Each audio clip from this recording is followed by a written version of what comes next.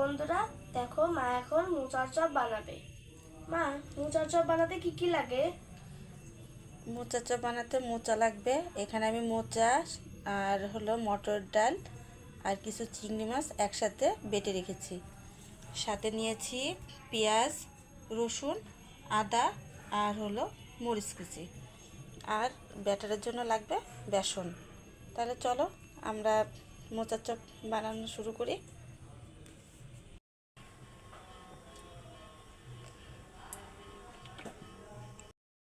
তেল গরম হয়ে গেছে, এখন আমি পেঁয়াজগুলো দিয়ে দেবো।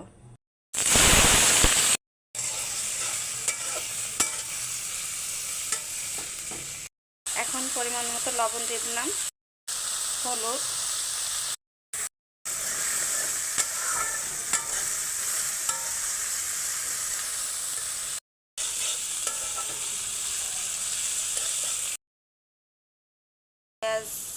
পেঁয়াজ ভাজা হয়ে গেছে। আমি এখন মোচাটা দিয়ে দিচ্ছি। এখন পেঁয়াজের সাথে মোচাটা ভালোভাবে মিশিয়ে নেব। মোচাটা আমি সিদ্ধ করে তারপরে শিলপাটায় বেটে নিয়েছি। এর ভিতরে চিংড়ি মাছ দিয়েছি যাতে খেতে ভালো লাগে। মোচাটা হতে থাক, এদিকে আমি একটা ব্যাটার তৈরি করে নিই।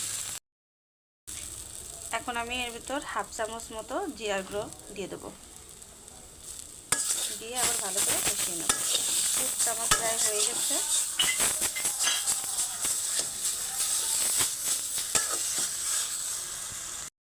পুরটা আমার হয়ে গেছে, এখন আমি নামিয়ে নেব।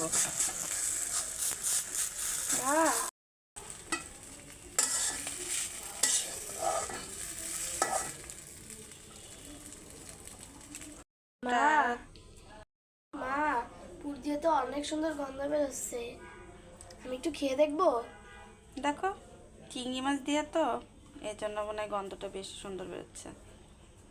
পুরটা তো অনেক সুন্দর হয়েছে। এখন বেসনের ভিতর পরিমাণ মতো লবণ, হলুদ গুঁড়ি, অন্য পরিমাণ মরিচের গুঁড়া ভালো করে মিশিয়ে নেব।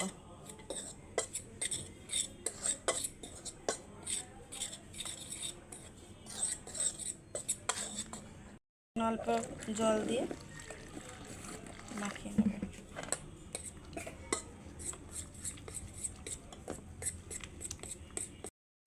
দেখুন ব্যাটারটা হয়ে গেছে, বেশি পাতলাও না আবার বেশি গাঢ়ও না।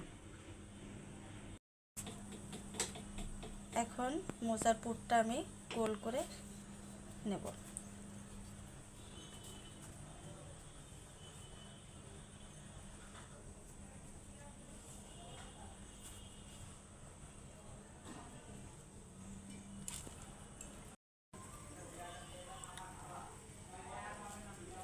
সবগুলো বানানো হয়ে গেছে। দেখুন এক একটা এক এক রকম হয়েছে। কিছু আমি বানিয়েছি আর কিছু আমার ছেলে বানিয়েছে। কোনোটা চৌকো, ত্রিভুজ। এখন এগুলো আমি ভেজে নেব।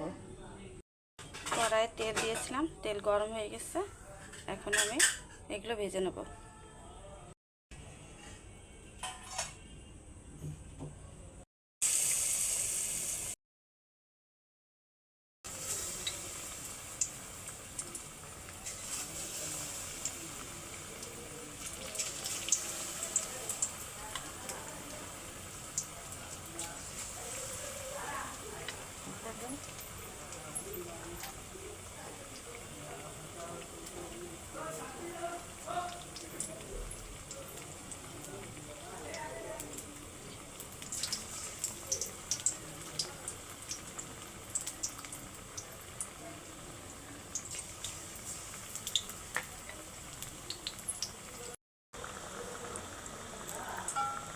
সবগুলো ভাজা হয়ে গেছে, আমি এখন তুলে নেব।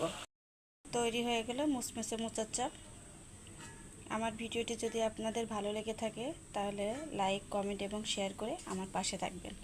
ধন্যবাদ সবাইকে।